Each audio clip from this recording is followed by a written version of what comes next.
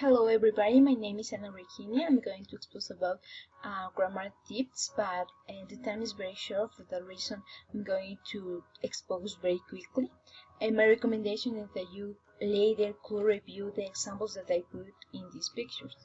Okay, let's begin with the first. The perfect aspect. The perfect aspect has three structures: present perfect, past perfect, and future perfect. This can be combined with the continuous aspects to form present perfect continuous, past perfect continuous, and future perfect continuous. The first is the present perfect. The present perfect looks back from now to actions or situations in the past that are in some way connected to the present. In this page you have the examples. We use the present perfect with also the present perfect with be, have, know, and other static verbs to talk about unfinished actions and situations that continue until now. The present perfect continuous is to talk about something that started in the past and is continuing now. This is the example. Another way to use the present perfect continuous is to talk about how been spending time recently. There you have a lot of examples. The next time sentence is past perfect. The past perfect looks back from a point in the past to an earlier event. For example, in single completed events or in repeated action when we give the number of times that action is repeated. The past perfect continuous. We use the past perfect continuous to talk about how long an action or series of action was in progress. It's important to remember that in this kind of sentences, we couldn't use static verbs like be, have, like, love, hate, and want. There are examples that you need to review later. The last times of sentence is future perfect.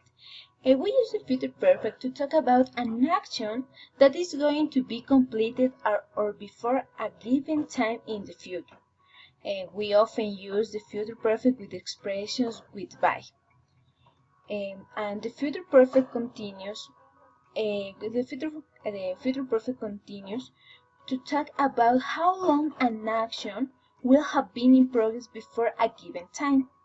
It emphasizes the fact that an action will take place over an extended period of time. We have there the examples. Okay. The next topic that we are going to expose is important, is nominalization.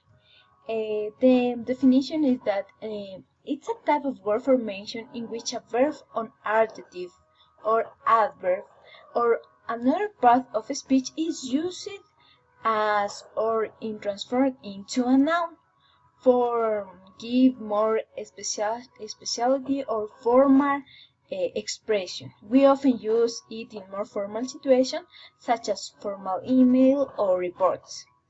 The term can also refer especially to the process of producing a noun from another part of a speech. For example, we have legalize versus legalization.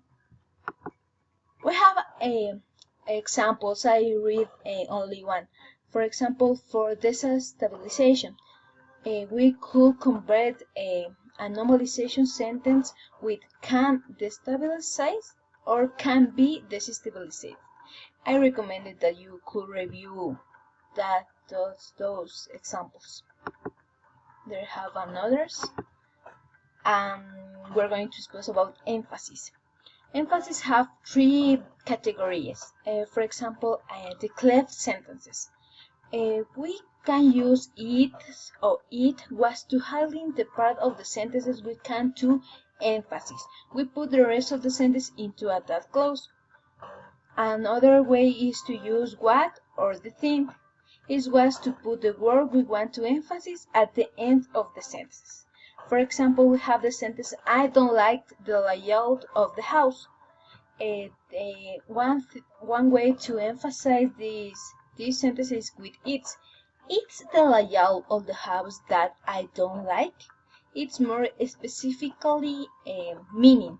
For example, with what I don't like in the layout of the house. And other examples, it's negative inversion. The time is over, but it's only two pictures to show. The negative inversion is with rarely, with never. We could use seldom, hardly. For example, the sentences, you rarely see this style. For emphasis that you rarely do you see these styles. And we do, does, and did. The example is, I like that decorated ceiling. I do like that decorated ceiling. This sentence is it with emphasis. In this picture, we show you 2 pages on the internet to review and do exercises, and the computer at the same time review and give you a grade. And I think that it's important to repass these topics because it's important to a more fluency kind of speeches. Thanks for all, and I hope that you enjoyed this video. Bye.